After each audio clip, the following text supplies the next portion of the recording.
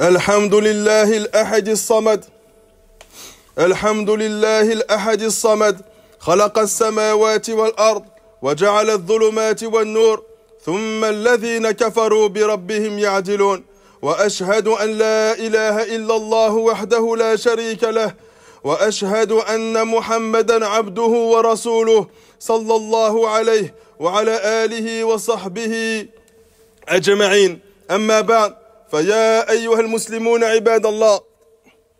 Après la conquête de Mecca, Ikrima, fils de Abu Jahl, a pris la fuite de Mecca, car il redoutait d'être tué. Alors il a embarqué sur un navire, mais une tempête violente les surprit pendant qu'ils étaient en mer. Alors les passagers de ce bateau ont dit: invoquez avec sincérité Allah, car le reste de vos divinités ne peuvent rien pour vous ici. Alors Ikrima s'est mis à réfléchir et à déclarer: par Allah, si la sincérité est la seule chose capable de me sauver en mer, elle sera aussi la seule à pouvoir me sauver lorsque je serai sur terre. Oh Allah, je prends un engagement envers toi, que si tu me délivres de cette situation, si tu me sauves, je me rendrai auprès du prophète Mohammed sallallahu alayhi wa sallam. Je lui donnerai ma main et je suis certain qu'il sera indulgent et généreux. Et Allah subhanahu wa ta'ala l'a sauvé. Il s'est rendu auprès du prophète sallallahu alayhi wa sallam pour attester de l'unicité d'Allah azza wa jal et pour attester de la véracité du message de notre prophète Mohammed alayhi salatu wassalam. Toutes les idoles, toutes les divinités adorées en dehors d'Allah azza wa jal n'est qu'une fausse illusion, incapable d'apporter le moindre secours à ses adorateurs. Allah subhanahu wa ta'ala nous dit: quiconque renie tout ce qui se détourne d'Allah, de sa législation, et croit fermement à Allah, saisit alors fermement le nœud le plus solide qui ne peut se défaire. Et Allah entend et est connaisseur de toutes choses. Donc dans la vie du serviteur, dans la vie de l'être humain, il n'y a que deux chemins possibles. Celui qui s'accroche au lien d'Allah azza wa jal le plus solide, et celui qui s'accroche à des choses qui vont l'amener à la perdition et à l'éloignement et au châtiment d'Allah subhanahu wa ta'ala. Serviteur d'Allah, imagine-toi une corde fermement attachée à une boucle à laquelle une personne s'agrippe lorsqu'elle est en haut d'une montagne. Si elle lâche cette corde, si cette corde se casse ou si elle venait à se rompre, alors cette personne-là serait irrémédiablement perdue, chutant du sommet de la montagne sans aucune chance d'être sauvée ni secourue.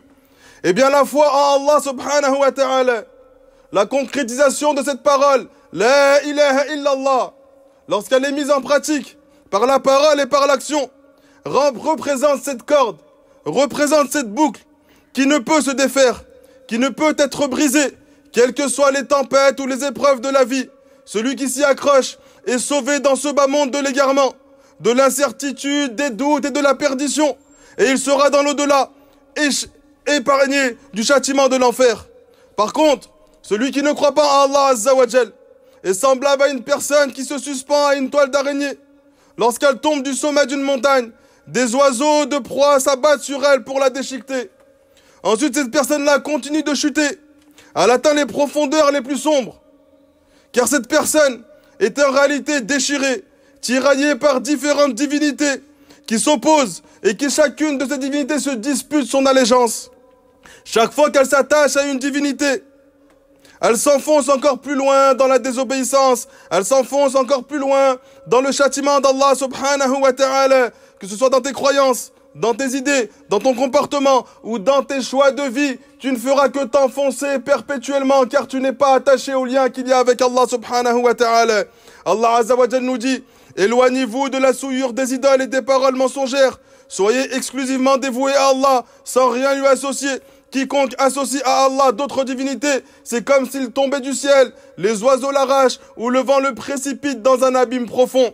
Allah azza wa jal nous dit également: ô homme, vous êtes les nécessiteux envers Allah, tandis qu'Allah, lui, est le riche, le digne de louange. Serviteur d'Allah, il y a dans l'âme un profond besoin, une pauvreté, une nécessité de connaître et de se rattacher à Allah subhanahu wa ta'ala. Car le serviteur, il est en réalité démuni sous tous les aspects. Il ne peut pas se passer d'un but ultime dans sa vie Il ne peut pas se passer d'être attaché à une divinité qu'il adore. Il ne peut pas s'attacher à éprouver de l'amour ou une soumission pour un autre.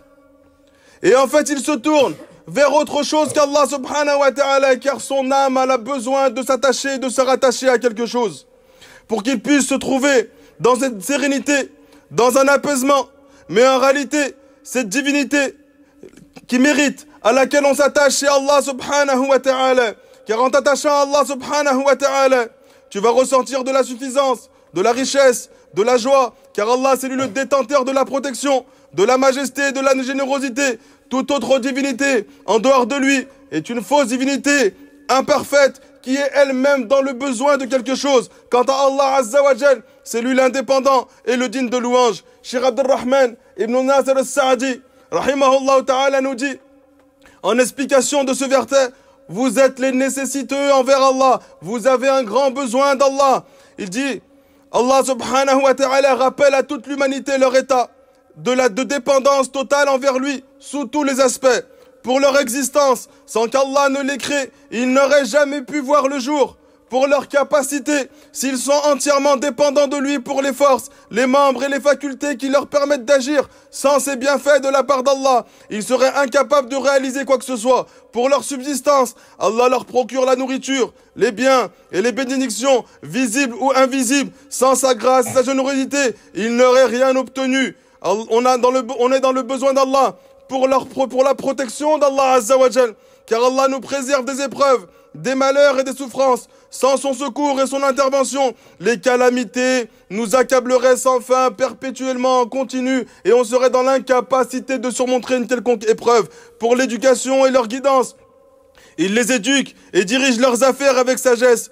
On est dans le besoin d'Allah Azza wa Jal pour la foi et les adorations. Sans l'aide d'Allah, nous ne pourrions l'aimer, l'adorer ou lui être sincèrement dévoués. Nos âmes, nos cœurs et nos actions seraient alors corrompus. Pour leur savoir et leurs actions, ils dépendent de lui pour apprendre ce qu'ils ignorent et pour appliquer ce qui est bénéfique. Sans son enseignement et son soutien, ils seraient livrés à l'ignorance et à l'échec. Ainsi le serviteur, ainsi l'être humain est par essence pauvre et totalement dépendant en tout point de vue. Qu'il en ait conscience ou non, il dépend d'Allah subhanahu wa ta'ala.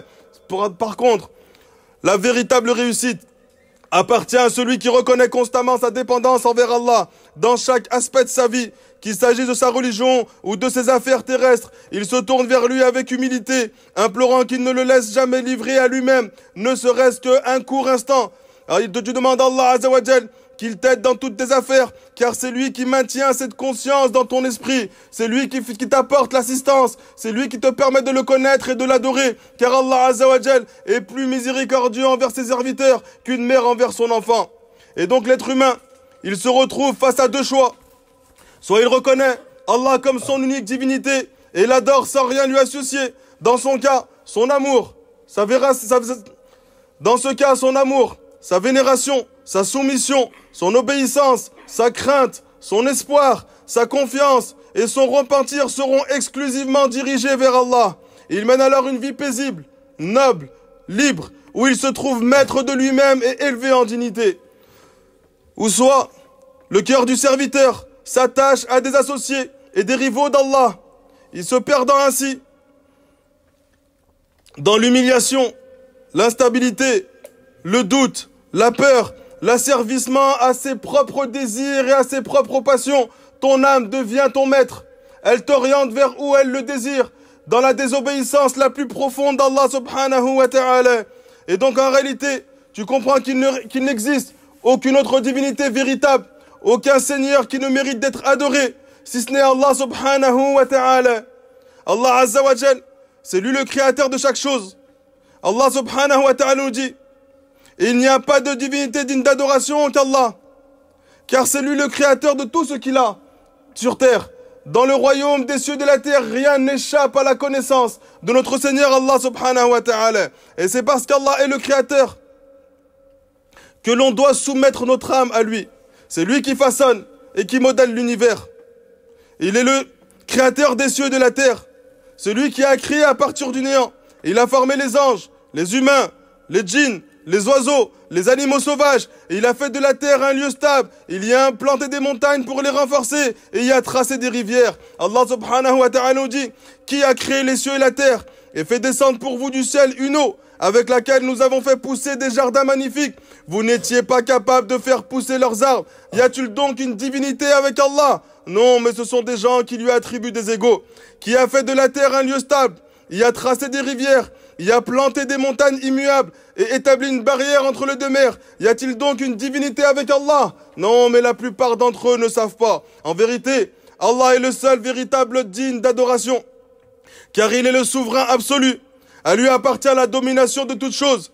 Ceux qui lui sont associés ne possèdent rien, pas même le poids de la plus petite des créatures dans les cieux ou sur la terre. Ils sont incapables de se procurer du bien à eux-mêmes, ou de se repousser d'un mal, ou d'éloigner d'une épreuve. Ils ne détiennent aucun pouvoir sur la vie, sur la mort, sur la résurrection, ou sur un quelconque bienfait qui pourrait te toucher, ou un quelconque mal dont tu cherches à t'éloigner. Allah subhanahu wa ta'ala dit, qui détient la souveraineté sur toute chose et qui protège sans qu'on puisse être protégé contre lui. Si vous savez seulement, ils répondront, c'est Allah. Dis alors, comment pouvez-vous être ensorcelés? Comment pouvez-vous être encore trompés et écartés de l'unicité d'Allah subhanahu wa ta'ala? En réalité, Allah est le seul véritable être digne d'adoration, car il est le Seigneur des mondes, l'unique dans sa seigneurie. C'est lui qui organise toutes choses, qui veille sur ses créatures et gère leurs affaires. Il leur fournit leur subsistance, les guérit lorsqu'ils sont malades, répond à leurs besoins, éloigne leurs épreuves et répond à l'appel de celui qui est en détresse. Allah Azza wa Jal nous dit, quiconque qui vous accorde votre subsistance depuis le ciel et la terre, qui possède l'ouïe et la vue, qui fait sortir le vivant du mort et le mort du vivant, et qui gère tout l'univers, ils répondront, c'est Allah. Dit alors, ne le craignez-vous donc pas? Voilà Allah, votre Seigneur en toute vérité. Qu'y a-t-il après la vérité sinon l'égarement? Comment pouvez-vous encore vous détourner? Et Allah subhanahu wa ta'ala nous dit, qui répond à l'appel de celui qui est en détresse lorsqu'il l'invoque, qui éloigne le mal et qui fait de vous les successeurs sur terre. Y a-t-il donc une divinité avec Allah? Mais vous réfléchissez peu. Un homme, il s'est présenté au prophète sallallahu alayhi wa sallam et lui demanda, ô messager d'Allah, vers quoi appelles-tu? Alors le prophète alayhi salatu wassalam a dit, j'appelle à Allah seul, celui qui, si un malheur t'atteint et que tu l'invoques, te délivre. Celui qui, si tu te perds dans une terre désertique et tu l'invoques, te guide. Celui qui, si une sécheresse te frappe et que tu l'invoques, fait pousser les choses pour toi. Allah subhanahu wa ta'ala est le véritable digne d'adoration. Car c'est lui qui est digne de louange, c'est lui le glorieux, le détenteur de la perfection absolue, de la beauté, de la majesté et de la générosité. Il n'a ni égal, ni semblable, ni rival, ni équivalent. À lui appartient les plus beaux noms et les attributs les plus parfaits. Toute perfection est à lui. Il est au-dessus de toute imperfection ou défaut. Il est le vivant qui ne connaît ni fin. Il est celui qui se passe de ses serviteurs et qui ne dort jamais. Il est le premier, avant qui rien n'existait, et le dernier, après qui rien n'existera. Il est le manifeste au-dessus de tout, le caché au-delà de tout ce qui est perceptible. Il est l'omniscient qui ni ne s'égare ni n'oublie, le sage qui agit toujours avec perfection et raison. Il est le tout-puissant qui ne faiblit jamais et le juste qui est juste dans l'excellence.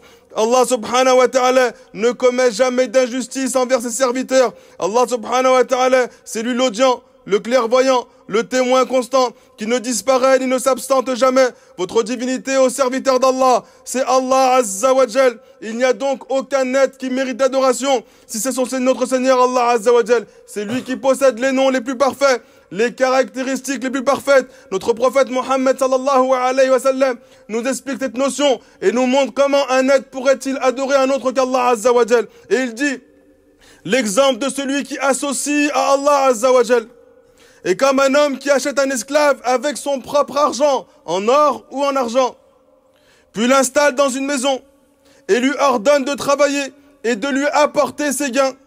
Mais l'esclave se met à travailler et donne ce qu'il gagne à un autre maître. Qui parmi vous accepterait qu'un de ses serviteurs agisse ainsi? Allah Azza wa Jal vous a créé et vous a pourvu de votre subsistance. Alors ne lui associez rien dans votre adoration. أقول ما سمعتم وأستغفر الله العلي العظيم لي ولكم.